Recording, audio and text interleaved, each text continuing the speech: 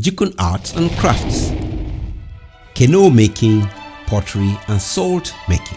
In this video, we'll talk about how the Jukuns' distinctive arts and crafts have helped their economy and culture stand out from those of other major ethnic groups.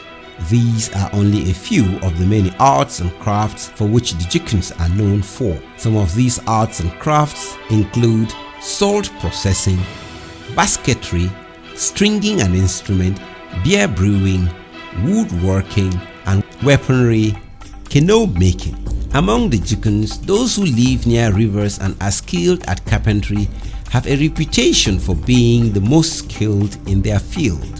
They pack up their food and gear and head into the woods together. Since canoe construction is always done during the dry season, there is where they set up camp, or more accurately, pick a place for dining and sleeping. The first course of action is to pacify the local spirits.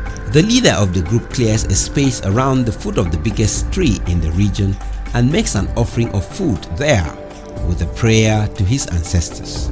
After a quick breakfast, the following morning, the young men follow their renowned leader to the location of the tree they will be cutting down.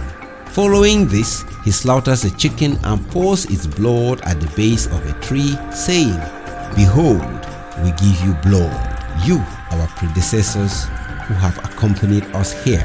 Because we share a common purpose in coming here, I plead that none of us gets sick from the work we are going to do, and that we will all make it back to our homes unharmed." He then takes an axe and begins hacking the tree, and others join in.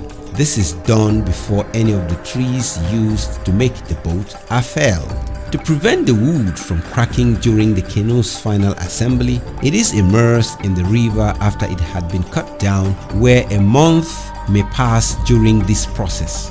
A charm, often depicting the sign of Aqua, is placed at the canoe's prow once the construction is complete to prevent theft. The Jukuns have become well known not only for their canoes, but also for the salt they produce.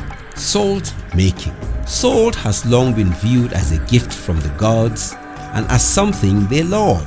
In many cases throughout history, nomads have been persuaded to permanently relocate to salt-rich regions in order to meet their dietary salt requirements. For Jukuns, the general procedure is the same, as this vocation is most widely known for those living around riverine locations.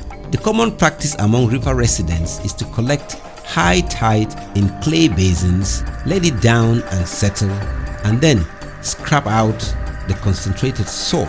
Among inland tribes, the salt water soil is collected and filtered, the brine being exposed to the process of boiling by which the salt is concentrated. Among the Jukuns, the general procedure is the same, altering only in detail. At the coastline, other Jukun clans identify a marsh, clear it of grass, perform religious rites to deities, and then bring the salt water soil back to their homes, where it can be filtered and evaporated at their leisure to obtain salt. The top layer of salty soil is removed and disposed. It is then covered by a new layer of soil, which quickly becomes permeated by salt. The salty soil is then gathered and placed in a series of pottery sieves set at an angle of 30 degrees. The concentrate is added to this pot, where it will evaporate and leave behind salt deposits. Pottery. Pottery is one of the distinctive handicrafts the Jukuns are identified with. Women in the Jukun culture are responsible for manufacturing pots and utensils, while men are tasked with crafting pipes from clay. The female potter looks for refractory clay, which she then refines with a corn rubber. Sand or ground up pot shades can be added to the clay to soften it. This safeguards against the pot breaking during its making process. To prevent the clay from sticking to the bowl or pot shed, a lump of clay is kneaded with water and placed in a bowl or on a broken piece of pot lined with dust. The potter cuts out a cavity in the middle of the clay and starts shaping it.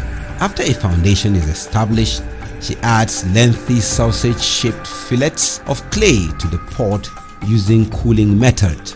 Her hands keep getting stuck in the clay, so she keeps dipping them in water. An additional coil of clay is added to the neck of the pot to make it more sturdy.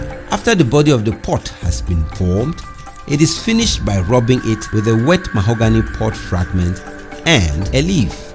The neck of the pot is decorated by rolling a piece of string around it to create a pattern. After a few hours in the shade, the pot will be hard enough to add further embellishments to the outside. Several days are spent allowing the pot to dry in the sun, and once a number of pots have been built and sun-dried, they are stacked on a pile of logs with dry grass in order to be among the first to be notified when we upload our next video on other Jukun handcrafts like weaving and basketry, furniture making and Jukun weaponry. Please subscribe to this channel and turn on notifications. Thank you for watching.